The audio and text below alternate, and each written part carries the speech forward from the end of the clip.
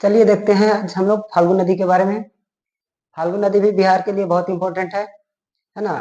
और इसका धार्मिक महत्व भी है, क्योंकि इस नदी पर ही गया में क्या लगता है कि हर वर्ष पितृपक्ष मेला लगता है, जहां पर अपने पूर्वजों को पिंडदान किया जाता है। इसके अलावा इस नदी के किनारे गौतम बुद्ध को यानी बोध गया में ज्ञान की प्राप्ति हुई थी, इसलिए ये नदी और भी इम्पोर्टेंट है। कई बार इससे परीक्षा में पूछा है। तो चलते हैं इस नदी के बारे में आगे देखते हैं। तो इस नदी का जो उद्गम स्थल है, ठीक है, इस नदी का जो उद्गम स्थल है कहाँ पर है, तो इस नदी का उद्गम स्थल जो है ये छोटा नागपुर का पठार है। यानी छोटा नागपुर के पठार के उत्तरी भाग से ये नदी निकलती है और यानी गया में प्रवेश करती है और प्रवेश करके ये जाकर के गंगा में मिल जाती है। तो इसका उद्गम स्थल कहाँ है, तो छोटा नागपुर का पठार है, ठीक है, झारखंड के छोटा नागपुर पठार से निकलती है। ओके, और कहाँ जो मिलती है, तो ये गंगा नदी में मिलती है। ओके, तो इसका जो मुहाना कहाँ है, यानी गंगा नदी में। तो ये किसकी सहायक नदी हुई, तो ये जो है फाल्गु नदी जो है ये किसकी सहायक नदी हुई, तो गंगा की सहायक नदी हुई।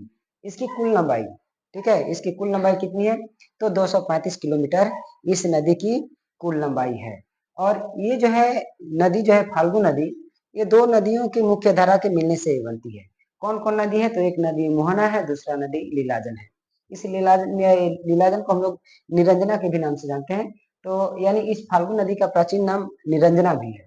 तो इसका मुख्य धारा कौन कौन है, तो मोहना और लीलाजन। यानी मोहना और लीलाजन की मुख्य धारा के मिलने से, ठीक है, एक कौन नदी का निर्माण होता है, फाल्गु नदी। ओके, यही फाल्गु नदी आगे जाके यानी मोहना और लीलाजन दोनों की संयुक्त धारा ही क्या कहलाती है, फाल्गु नदी कहलाती है। और आगे चल करके ये जो नदी है फाल्गु नदी, ये कई शाखाओं में बढ़ भी जाती है, ठीक है। यानी इसकी जो है ये सब जो है धोदर, खुरी, धनराजी और लोकायन इसकी वितरिका है, ठीक है। वितरिका का मतलब होता है एक नदी जाकर के कई शाखाओं में बढ़ जाती है, तो जितनी भी शाखाएं होती है उसको उस नदी का वितरिका कहा जाता है। और सहायक का मतलब होता है कि कोई नदी आकर के जब मुख्य नदी में मिलती है, ठीक है, तो वो नदी क्या कहलाती है, मुख्य नदी का सहायक कहलाती है। ओके, तो यहाँ पर कह सकते हैं कि मोहना और लीलाजन इसकी सहायक है, जबकि धोधर, खुरी, धनराजी और लोकायन क्या है, इसकी वितरिका है, ठीक है। और इसकी विशेषता तो बता दिए थे कि ये अगर नदी प्रसिद्ध है तो किसके लिए, तो है इसका धार्मिक महत्व क्या है, तो यहाँ पर गौतम बुद्ध को ज्ञान की प्राप्ति हुई थी, ठीक है, कहाँ पर, तो बोध गया में। और हर वर्ष जो है यहाँ पर पितृपक्ष मेला लगता है, जिसमें अपने पूर्वजों को क्या किया जाता है, पिंडदान दिया जाता है। तो ये जो है आज हम लोग क्या देखे, फाल्गु नदी के बारे में। सकरी नदी के बारे में हम लोग देखते हैं कि ये सकरी नदी जो है कहाँ से निकलती है, तो ये झारखंड से निकलती है। झारखंड के कहाँ से, तो छोटा नागपुर के पठार से निकलती है। और ये नदी जो है अपना मुहाना कहाँ बनाती है, गंगा में बनाती है। ये जो है सकरी नदी किसकी सहायक नदी है, तो ये गंगा की सहायक नदी है। और इस सकरी नदी को हम लोग अन्य नाम किस नाम से जानते हैं, तो सुमागदी, ठीक है। तो इस सकरी का ही हम लोग क्या है, सुमागदी के नाम से जानते हैं।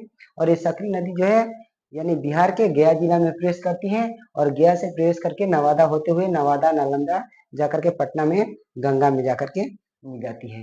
तो ये जो है सकरी नदी की छोटी सी जानकारी थी। तो फिर से देख लेते हैं कि इसका जो है उद्गम स्थल कहाँ पर है, तो झारखंड के छोटा नागपुर का पठार है।